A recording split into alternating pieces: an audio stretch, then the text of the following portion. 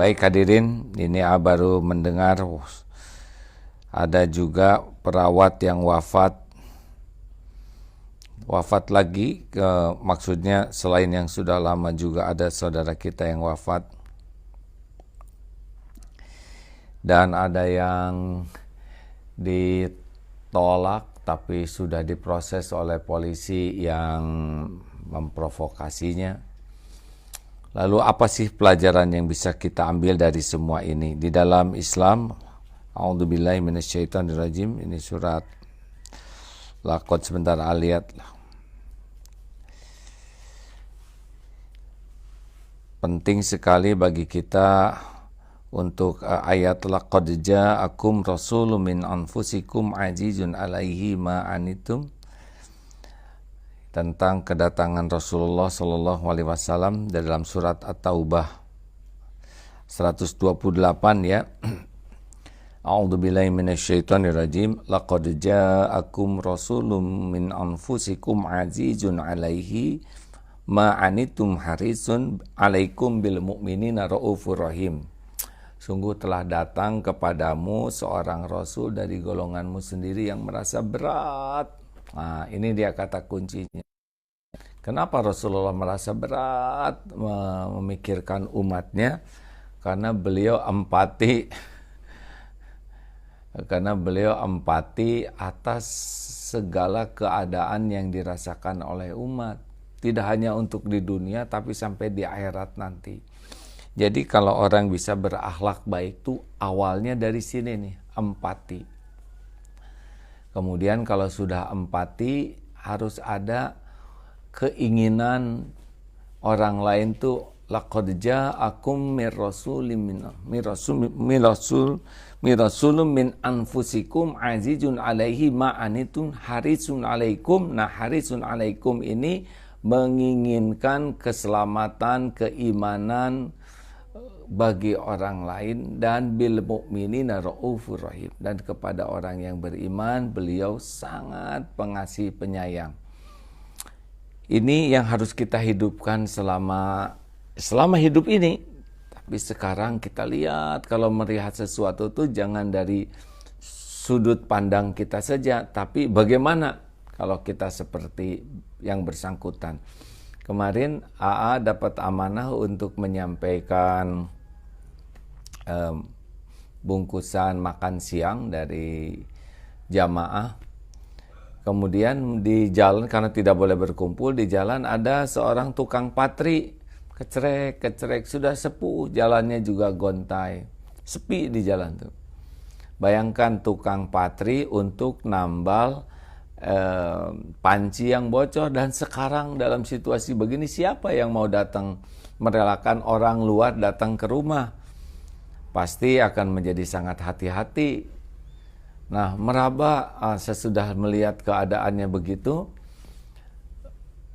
timbul, aduh kasihan, sesudah didekati ternyata sudah 6 hari tidak dapat order. Jadi ketika diberikan nasi bungkus tuh, aduh sampai nangis. Kemudian ketika diberikan beras tambah sedih, ketika diberi uang tidak seberapa, sampai terhenyak duduk nangis.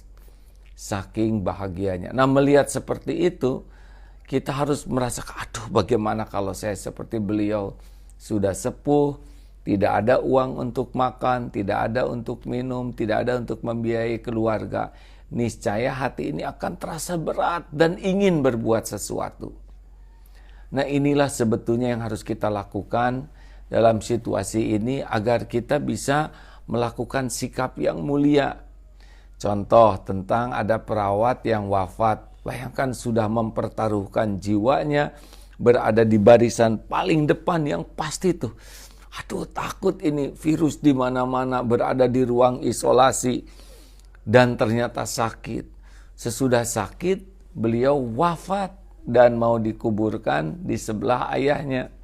Tapi ada beberapa warga yang menolak.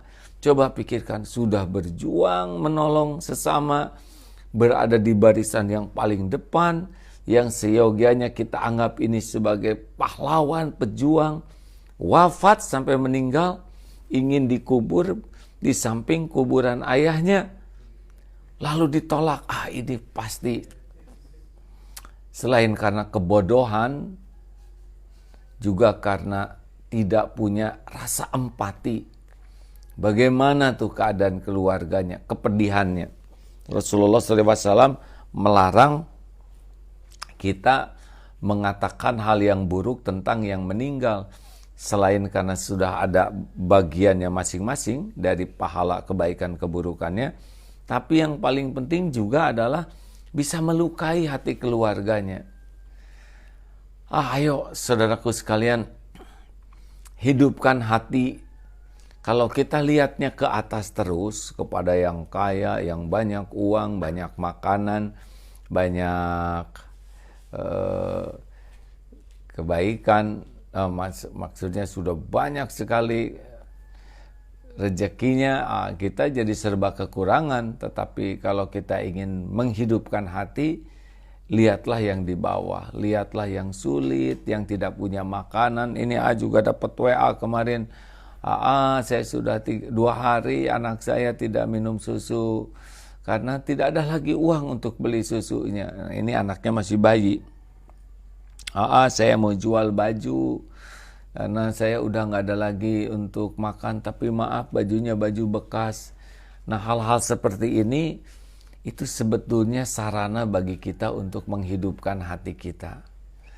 Dan ini penting kita bina keluarga kita untuk melihat penderitaan, kesulitan orang kalau kita ingin memiliki hati yang lembut. Makanya dalam Islam kalau lihat dunia tuh ke bawah, ke bawah, ke bawah. Nah, kesempatan sekarang situasi yang kayak seperti ini, kita terus pantau tetangga, sanak saudara suka terlewat itu ya. Jangan merasa setiap orang sama dengan kita yang mampu tuh ya. Banyak sekali yang sulit. Dan jangan ragu-ragu. Kalau kita sudah meraba penderitaan orang, peka, langkah selanjutnya adalah peduli. Kita ingin sekali orang itu lepas dari kesulitannya. Kita ingin orang itu dapat hidayah. Kita ingin orang yang tidak tahu jadi tahu, yang hilaf jadi sadar, yang terjerumus bisa bangkit dan tobat. Jadi kita suportif, ingin tuh orang tuh jadi selamat. Seperti Rasulullah kan begitu ya. Kalau ada orang yang tidak beriman meninggal, beliau salah satunya kesedihannya adalah satu lagi yang tidak selamat. Dan yang terakhir, yang ketiga adalah action. Jadi jangan hanya peka, peduli, tapi juga harus ada berbuat sesuatu. Karena dalam Islam yang paling penting tidak hanya peka peduli, tapi amal soleh. Nah, jangan suka ragu-ragu, jangan terlalu banyak hitung-hitungan. Ya, ayo mulai keluarkan, latih aja, latih.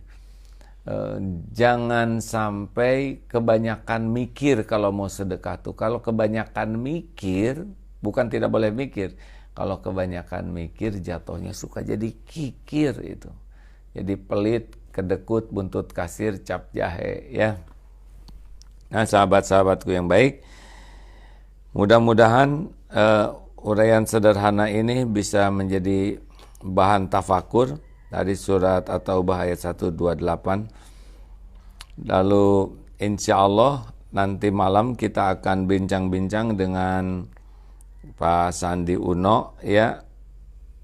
Beliau seorang pengusaha, bagaimana kita bisa kreatif dalam situasi seperti ini, karena Allah menciptakan situasi seperti sekarang ini pasti menjadi kebaikan bagi orang yang beriman, dan banyak sekali yang bisa kita lakukan secara kreatif. Kemarin lihat yang jual sayur juga sekarang ternyata sudah lebih canggih. Menu pagi ini sayurannya apa, ikannya sudah dicuci, sayurannya sudah dibersihkan, tinggal dibungkus, tinggal masak. Dan kreativitas seperti ini luar biasa manfaatnya. Juga kita akan malam Jumat, kajian malam Jumat Ma'rifatullah dengan Buya Yahya. Semoga beliau diberikan kesehatan sehingga bisa silaturahim sama-sama di acara malam Jumat. Kita akan terus berusaha mengisi waktu kita dengan hal-hal yang positif. Rekan-rekan yang baik, ini ada info juga Oh, jam berapa bersama Bang Sandi? Nanti malam jam 8 malam 20.00 sampai jam 9 ya. Bagaimana kita dengan ketauhidan secara kreatif. Ini sesungguhnya rambut sudah panjang nih, sedang mau kreatif nih ya. Anak-anak sekarang kepaksa disuruh nyukur AA ya. Mereka nggak ada yang tega, tapi ya korbannya bapaknya dulu. Rekan-rekan sekalian, jadi jangan sampai situasi saat ini yang rugi itu adalah yang tidak mendapatkan nilai tambah. Di antaranya adalah mari kita tingkatkan nilai tambah dalam ibadah. Ibadah kita harus bagus, hafalan harus nambah, kemampuan bahasa Arab, terjemah juga harus bagus. Pokoknya apapun yang positif sekarang kita lakukan, karena takdir seperti ini belum tentu akan berulang dalam kehidupan kita yang akan datang. Di antaranya adalah PR untuk menghidupkan hati dengan peka, peduli, berbuat, dan berjuang. Mudah-mudahan tidak ada lagi kejadian penolakan jenazah ini. Oh, satu lagi tekniknya ya. Jadi kalau kita bicara dengan orang, kita harus tahu bahwa setiap orang itu punya tingkat usia, punya latar belakang, punya pengalaman, punya trauma tersendiri, punya tingkat keimanan berbeda-beda. Rasulullah SAW ketika bertemu dengan seorang badui yang pipis di buang air kecil lah ya di masjid, beliau tidak marah karena beliau langsung sudah mengukur, oh ini badui, dia belum tahu banyak tentang aturan Islam. Di kampungnya dia tidak mengerti untuk jaga adab buang air kecil. Dan dia tidak tahu fungsi masjid. Nah, dengan memindahkan pikiran kita, memahami latar belakang, usia, cara berpikir, tingkat pendidikan, itu akan cenderung kita akan lebih bijaksana. Dibanding kita hanya sibuk dengan pikiran kita sendiri. Ini orang nggak tahu ada masa di masjid kencing. Nah, ini jadinya tidak bijaksana. Makanya kalau kita punya anak misalkan ya, itu anak tuh beda-beda bakatnya, karakternya, usianya, hobinya. Nah, kemampuan kita untuk memahami tingkatan usia, tingkatan karakter, tingkatan apalagi anak-anak juga beda-beda kan, ada yang autis, ada yang dislek, ada yang apalah ya, dengan berbagai, dan perlu pendekatan masing-masing. Ini kesempatan karena kita di rumah ini ya, di rumah dengan berbeda usia, berbeda latar belakang, kelihatannya latihan untuk mengasah sikap empati, sikap bijaksana kita menjadi sangat penting. Karena biasanya terjadinya clash, pertengkaran karena kita kurang empati. Ya, kata-kata ini sudah sering kita dengar. Sekarang kita coba tempatkan diri kita di sisi orang lain. Bagaimana kalau kita yang jadi dokter? Bagaimana kalau kita yang jadi perawat? Bagaimana kalau kita yang sedang jadi pasien? Bagaimana kalau kita yang jadi keluarga pasien? Bagaimana kalau kita termasuk orang yang tidak punya bahan makanan? Pindahkan diri kita, hati kita, seakan kalau kita di dalam posisi orang lain. Mudah-mudahan kita akan jauh lebih bijaksana. Penutup ini, kalau orang berdiri bicara nih, orang tua ke anak kecil kan lihatnya ke atas tuh, yang balita tuh.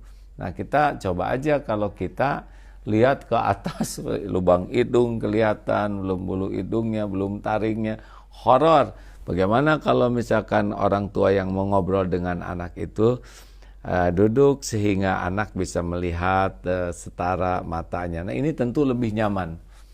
Kelihatannya kearifan-kearifan seperti ini kita lebih banyak punya waktu untuk mengasahnya ya. Sekian saja rekan-rekan.